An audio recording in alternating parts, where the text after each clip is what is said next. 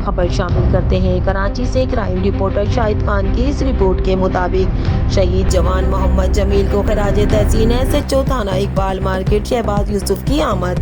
Pakistan army के शहीद जवान मोहम्मद जमील वल्द मोहम्मद तौफीक के घर SHO थाना इकबाल मार्केट शहबाज यूसुफ साहब अपनी नफरी के हमरा पहुंचे और शहीद के वालिद और बड़े भाई से मुलाकात की।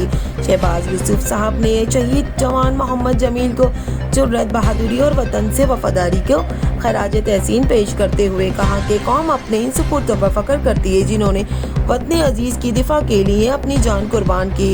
इन्होंने पाकिस्तान की सलामती और तरक्की और अमन और अमान की इस्तेकाम के लिए खसूसी दुआ की और शहीद के अहले खाना को हर मुमकिन ताउन की यकीन दहानी कराई।